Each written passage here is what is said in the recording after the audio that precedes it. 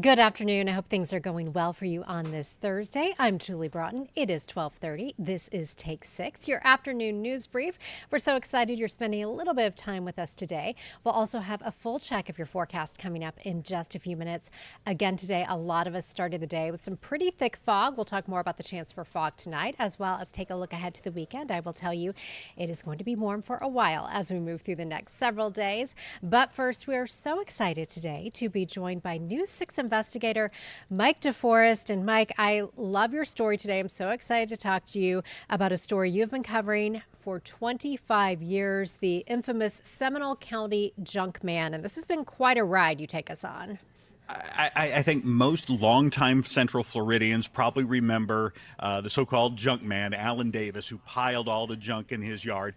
He was perhaps best known for his 6-foot-tall statue of a human rear end, or some mini versions that he was selling online. We're going to get to that in a little bit. But if you're new to Central Florida, this has been a saga that's been going on for more than 2 decades now.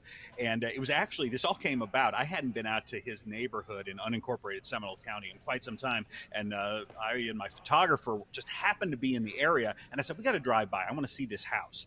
And it is worse than it's ever been in terms of the amount of debris that's spread out there. And I was telling my photographer about this. He hadn't heard any of this story. And so I was filling him all in and showed him some of our old news stories. And he was just fascinated by it.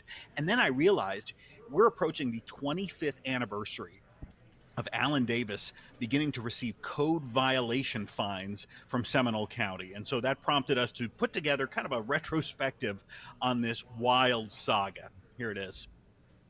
By this time tomorrow, a sheriff's investigator will likely drive by here to confirm that Davis has violated the court order. Nearly 25 years ago, I began covering complaints about this Central Florida home. It's a junkyard. Seminole County officials said the owner, Alan Davis, had been piling junk in his yard in violation of local ordinances. But every time they keep screwing with me, I keep moving more. And there is nothing they're going to do about it.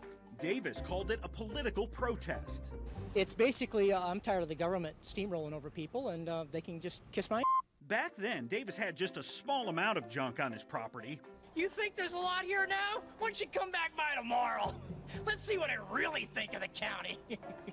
At that point, Davis had not yet built this giant statue of a human rear end, which he would later load onto his truck and drive down the interstate while headed to court hearings. The name of the sculpture is Kiss My, and you can just do it. Davis had not yet been arrested, put on trial, and sent to prison for criminal littering. When he would get letters that the foliage was too high, the weeds are too high in the front yard, that he would actually get fertilizer and fertilize the weeds to make them even higher. More recently, Davis built this 2-story structure in his yard. It's some kind of storage platform. You cannot even see his house back there anymore.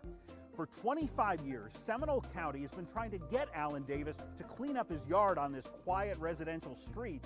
And for 25 years, Alan Davis has been thumbing his nose at the county and the people who live in this middle-class neighborhood. He just adds and adds and adds every day. David Radosevich lives 2 doors down. I was very happy to hear that they're going to finally do something. For decades, he's begged the county to take action. Did you think when I first met you nearly 25 years ago that we would be standing here talking today? No. Well, I thought for sure by now it'd be cleaned up, to be honest with you. Live from WKMG, the Problem Solvers. This is Local 6 News at 5. It's not just the airplane fuselage outside Alan Davis's home that angers his neighbors, nor is it the sports car body. It's the airplane, the sports car, the water heater, the metal drums, the twisted seal, the plastic tarps. He's got a pool back there that's really, really bad. Alan Davis's legal troubles began in April 2000 when a Seminole County code inspector found uncultivated vegetation in excess of 24 inches and objectionable, unsightly, or unsanitary matter that threatened the health, safety, lives, and welfare of the citizens. County officials repeatedly told Davis to clean up the yard. His response? Fat chance! Instead, Davis began hauling out more junk. He obtained some of this material from his former job rebuilding vintage World War II airplanes. Now when you do it in a big scale, it gets results. Tonight, you'll visit places in this country where neighbor has turned against neighbor. In 2002, the CBS News program 48 Hours featured the dispute as Davis began creating his most infamous display, a 6-foot-tall fiberglass sculpture of a rear end. At least one neighbor complained to the county that the statue was obscene, prompting a sheriff's deputy to pay a visit. He told me that he was going to remove my sculpture, and I quite flatly told him that he would have to talk to the Supreme Court of the United States. Davis also made mini sculptures that are mounted on bricks from his front yard. He then sold these online. Davis figured if people bought them, it's not junk, it's art, protected by the First Amendment of the U.S. Constitution. Davis's antics prompted Playboy magazine to publish this cartoon depicting him annoying his neighbors. But it wasn't the statue that concerned county officials, it was the overgrown weeds and other unsightly junk. Seminole County's Code Enforcement Board eventually issued Davis a $13,000 fine, with an additional fine of $250 per day until the violations were corrected. But Davis refused to pay. They will not get a single dime. As you probably guessed by now, Davis does not live within a homeowners association. If he did, the HOA could have potentially foreclosed on Davis's home. But outside of HOAs like we are here, Florida's homestead exemption generally prevents debt collectors from seizing your primary residence. But other personal property like cars, furniture, and jewelry can still be seized and then sold at auction to pay off debts. Seminole County officials wanted to seize the junk in Davis's yard, in theory to pay off all his fines, but more importantly, to get this property cleaned up. So the county filed this lawsuit seeking to foreclose on Davis's personal property. We would ask at this time to have a summary judgment on the foreclosure issue. Mr. Davis. Your Honor, I object. Davis represented himself in court. He's not an attorney, as the judge often reminded him. I got to go to the law library. I got to call a friend of mine and find out how to serve a subpoena correctly. Whenever Davis went to court, he loaded his butt statue into the back of his pickup and drove it down I-4. As folks looked on in astonishment, Davis intentionally positioned the sculpture outside the courthouse in hopes that the judge would see it. I'm just going to keep fighting, and they can all just come kiss my. But Circuit Court Judge Nancy Alley did not buy the free speech argument and issued this court order allowing the Seminole County Sheriff to seize $13,000 of Davis's personal property. Soon, forklifts, hazmat trucks, and moving vans rolled into this neighborhood as workers began hauling away the junk. Neighbors watched in amazement. It's good that they're finally getting around to it, but it sure took a long time. This cleanup cost Seminole County taxpayers more than $9,000. But for the first time in years, the yard was clean. Davis vowed revenge. Wait till tomorrow. You think it's bad now? I'm going to move more in. For years, all of this junk sat in the front yard of Seminole County's worst neighbor. Today, it all gets auctioned off. 2 months after the cleanup, Davis's belongings were put on the auction block. Do I hear a bid? Yes. What is your bid, sir? $50. The winning bidder was John Weiser. This is a whole nightmare. He paid $95 for all of Davis's stuff. But little did Seminole County officials know then, Weiser and Davis were friends. Months after the county hauled away these vehicle parts and scrap metal, we found the same items right back in Davis's front yard. You look at the humor of the whole thing, you've got one little guy, one little smart that is just running them around in circles. Seminole County Sheriff did not find it humorous. I'm not concerned at all about what people's perception is. I have an obligation, responsibility to the people who live in the community to do everything we can to ensure that everyone complies with the law. Soon, Davis was adding even more junk to his property, including toilets filled with cactus plants. He made a new butt sculpture, this one tattooed with the name of the judge who ordered him to clean up his yard. Then Davis took his political protest to new heights, climbing on the roof of his house where he assembled these steel drums in the shape of a middle finger. The title of the sculpture is Salute to Seminole County, You're Number One. You're a first class, you know what? The frustration of his neighbors was bubbling over. Some secretly hoped that Davis would get struck by a bolt of lightning. I'm getting off this road. That was close. But not even Mother Nature could stop him. By then it was clear to everyone that civil penalties were not going to deter Davis. So county officials turned up the heat. Deputies arrested Davis and prosecutors charged him with violating the Florida litter law. That law says any person who dumps litter in an amount exceeding 500 pounds is guilty of a third-degree felony. Do you remember when I got arrested on your birthday? Davis feared being separated from his young daughter and wife, but he says the fight was worth it. Women getting the vote.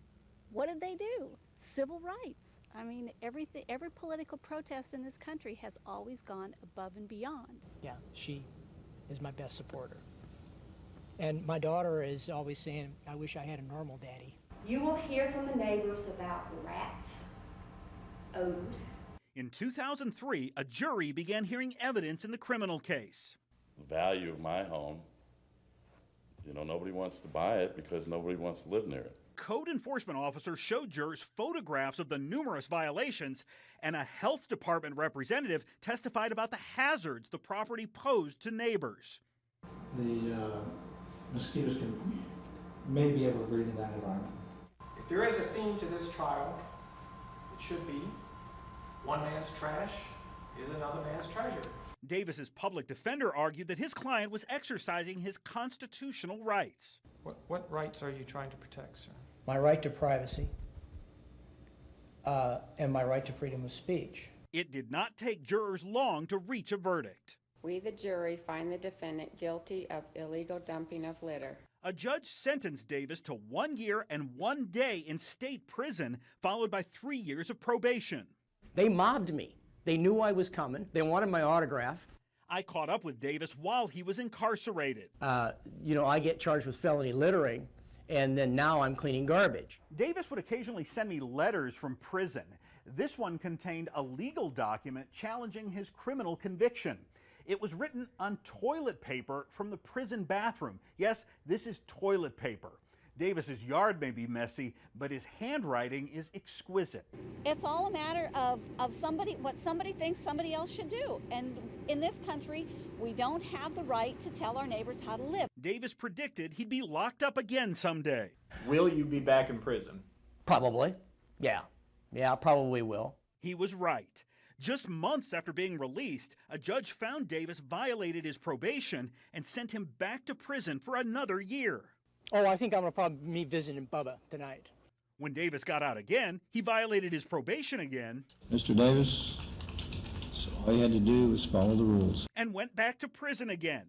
But if you think a total of more than 4 years behind bars would change Davis's behavior, it didn't.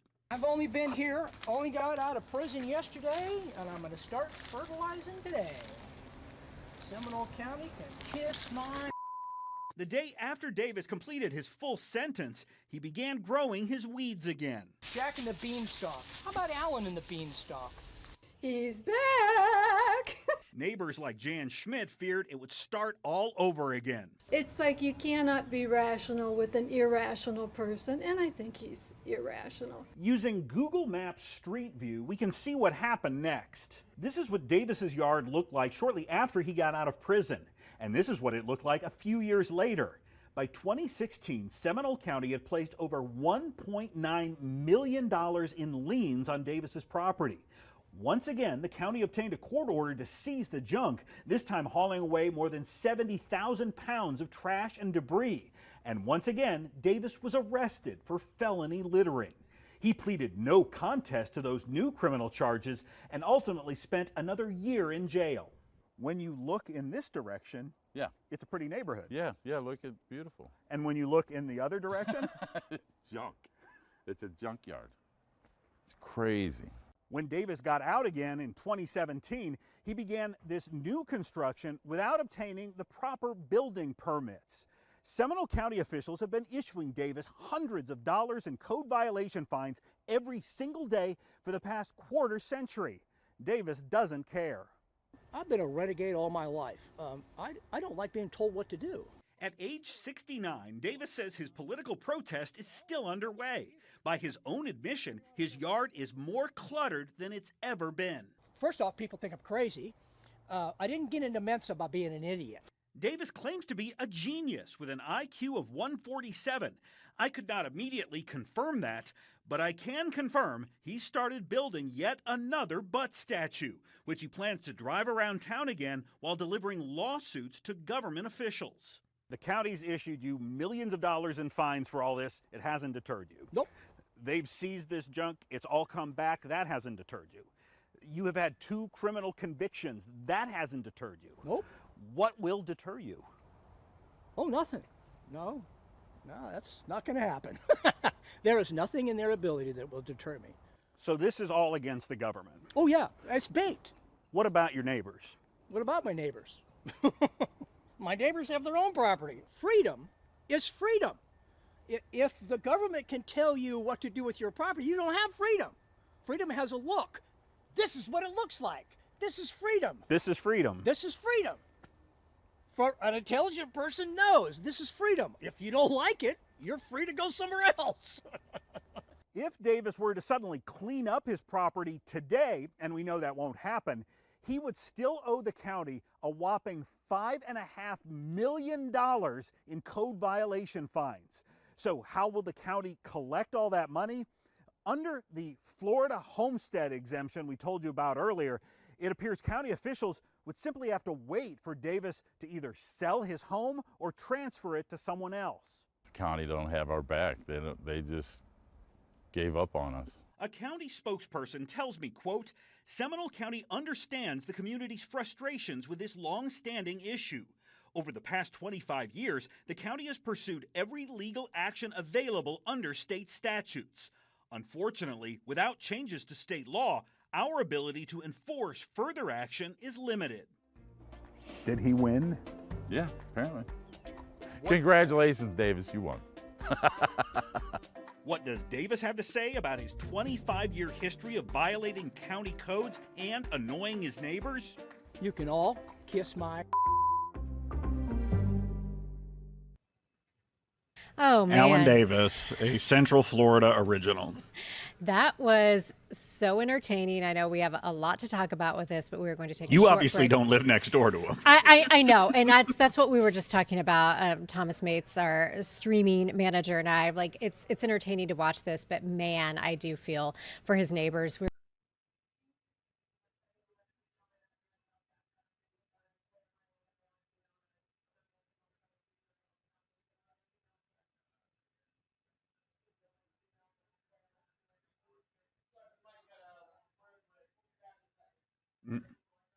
I just wasn't sure if that was the mic or the...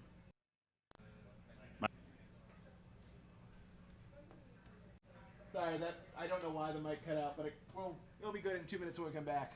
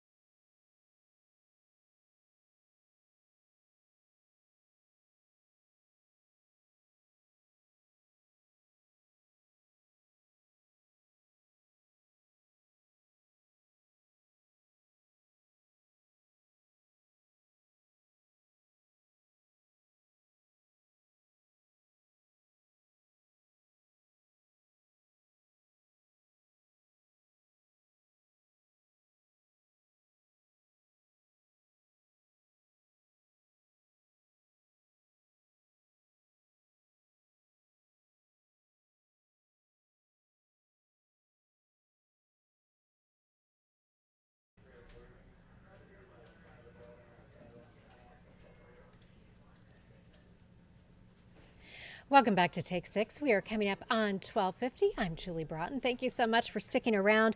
We just went through quite a journey, Mike DeForest. You took us on a retrospective of 25 years of the Seminole County junk man, looking back from that very first violation to where he is now. I mean, you've been covering this for 25 years. I have to ask, what is it like for you as you put that retrospective together and looked back at all the twists and turns of this? This was one of the very first kind of continuing news stories I started covering when I was hired by News 6 nearly 25 years ago. It was weird being back out in that neighborhood because I don't know how many countless live shots I've done in front of that house. Like I was saying earlier, I hadn't been out there in a while. It had been fairly quiet on the legal front, even though Davis was continuing to receive daily fines from the county. He hasn't been hauled off to court in a while and hasn't been arrested in several years. So we haven't really covered it much. And so I hadn't been out in that neighborhood a while. And when my photographer and I went out there, I was just shocked because I don't usually give my personal opinion, but I can say it's worse than I've ever seen it. And it was certainly worse than when the county tried to seize the junk from his house using civil forfeiture, and certainly worse than when Alan Davis went to prison for criminal littering. So that kind of stunned me. And then again, when I saw that it's now been 25 years since the very first official action that Seminole County had taken to try to enforce the codes that it already has on the books. And of course, throughout all this time, you've had neighbors, some who've lived there this whole time alongside Davis, who have just been frustrated, hopeful that maybe someday something would happen, and then ultimately just discouraged that Davis keeps piling that junk, as you saw. Yeah, and I know one neighbor you've talked to on and off throughout the years that you featured in that story a little bit lives 2 doors down from him. I can't even imagine, have people sold houses and bought houses and moved in and out? I can't even imagine that you'd be able to sell your house with that 2 doors down. David Radosevich, you're talking about one of the neighbors who's lived there this whole time with him, with Alan Davis. Yeah, you actually may have seen in the story when Alan Davis was put on trial for criminal littering. Mr. Radosevich was actually a witness that was called, and he testified on the stand that at the time, which was back, I believe, like 2002, 2003, somewhere in that era, that they were having a tough time selling their homes. Since then, I think real estate has boomed all over Central Florida. This community, although it's in unincorporated Seminole County, it's actually just about a mile or so north of the Altamont Mall, so a very populated area. And long story short, it sounds like homes have sold in the neighborhood. People have been sold. Some of the neighbors, though, including ones that appeared in our story, have since passed away. They waited their whole lives and never got to see the opportunity of that property being cleaned up. Of course, there are people in that neighborhood, I want to point out, who are supportive of Alan Davis. They don't mind what others see as an eyesore. They support his position, that his belief that the government shouldn't be able to tell you what to do with your own property. And for some, he's become a little bit of a folk hero. Yeah, I'd like to be as committed to anything as Alan Davis is to this cause and all of his butt and that's statues. what it's all about. And what I've found interesting about this is his commitment to what he calls a political protest. This protest, which I believe all kind of started with his very first code violation fine, and instead of just paying it and abiding by it, he doubled down and tripled down and quadrupled down, and has been willing to go to prison. He spent, I calculated, about 5 years in custody on and off over this. Prison's not deterring him. Certainly the fines aren't. When he goes to sell his house, the first $5.5 million of the sale, which it is not worth that much, will go to Seminole County, and he'll get the rest, which will be nothing. So that house is in essence worthless to him as long as the county enforces the collection of the liens once he sells it. So he's willing to lose his house, he's willing to lose his freedom, but as you saw him there, point to his junk and say, to him, that is freedom, the ability to do what you want on your property. And I had forgotten over the years about him having a wife and a daughter, and seeing that his wife is so supportive, and somebody watching on YouTube. They are still married. Yes. Eileen has been by his side, one of his biggest supporters. His daughter, she is an adult now. She's out of state. Alan tells me she is incredibly successful, and he's very proud of the daughter that he raised in that home. So by all intents, it looks like he was a good dad. Yes. Just maybe not the best of neighbors to some. Yes, and so he is, did you say the new statue is already constructed or is being constructed? It's in the process. Okay. He's always in the process of building something. Yes, yes, it seems so. All right, well, Mike DeForest, this has been fascinating. Thank you so much. This might have been the highlight of my week. I enjoyed that so much. Fascinating and frustrating, again, for some of these neighbors, and I believe also frustrating for Seminole County, because I think that they have taken the steps that the law allows them to do. Some neighbors would say that Seminole County could do more, but really their hands are tied a lot with what the law will and will not allow them as a county entity to do. Yeah, and you know, and you think about, you made a good point with the HOAs. I feel like my HOA is constantly sending out emails about people not bringing their trash cans up by 7, you know, so him not having an HOA, I guess, makes it a whole different story, as you pointed out. And that's what he'll say is he and others who choose to live outside of HOAs do so in part because they believe they can be a little bit looser with the restrictions that you might have in a covenant community. Of course, neighbors say he's gone a lot too far. It would be frustrating to live next door. I agree. All right. Well, Mike DeForest, thank you so much.